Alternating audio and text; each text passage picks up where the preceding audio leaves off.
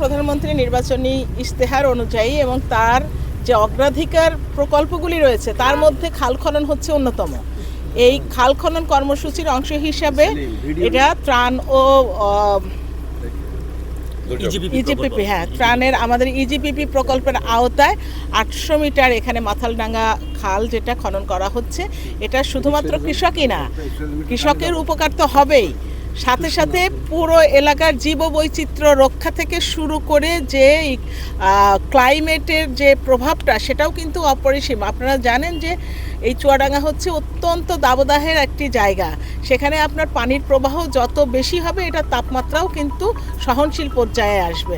তো সকল দিক থেকে এটা খুবই একটা উপকারে লাগবে বলে আমি আশা করছি। এটা এই এলাকার যারা প্রান্তিক পর্যায়ের কৃষক শ্রেণী রয়েছেন তাদের যেমন আন্ডারগ্রাউন্ড ওয়াটারের উপরে ডিপেন্ডেন্সি কমে যাবে, তারা এই খাল থেকে যে প্রবাহমান পানি রয়েছে সেটা দিয়ে সেচের কাজটা করাতে পারবে।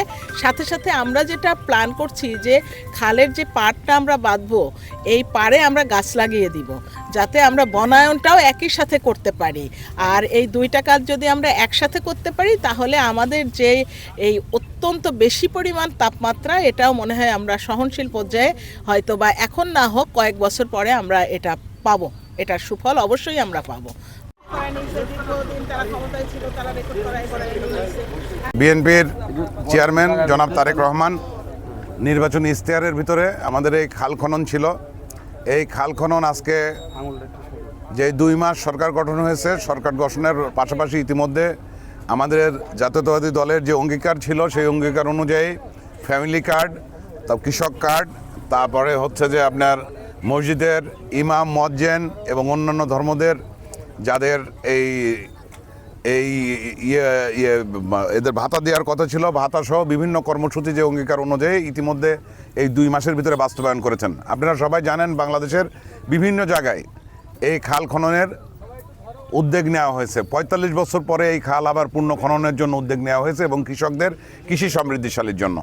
তারই ধারাবাহিকতায় আমাদের চুয়াডাঙ্গা সদর উপজেলার এই মাখালডাঙ্গা ইউনিয়নের এই জিয়া খাল বলে এটা পরিচিত, এটা হচ্ছে যে আপনার চিত্রা নদীর থেকে এই ড্রেনেজ খাল, এটা হলো ড্রেনেজ খাল। এটা হলো বৃষ্টির সময় সমস্ত জমির পানি এই খাল দিয়ে এসে চিত্রাতে এসে জমা হয়। এই ড্রেনেজ খালের কারণে আজকে দেখছেন আমরা যেখানে খাল খননের গেছি, শুধু যেখানে কালভার্ট হয়েছে সেই জায়গাটা নিচু, কালভার্টের 2 সাইডে উঁচু, এখানে পানি প্রবাহিত হওয়ার মতো কোনো ব্যবস্থা নেই। তো এখানে চিত্রা নদীর থেকে নদীর যে উপকূল থেকে শুরু করে আমরা 800 মিটার পর্যন্ত এই খাল খননের কর্মসূচি আছে।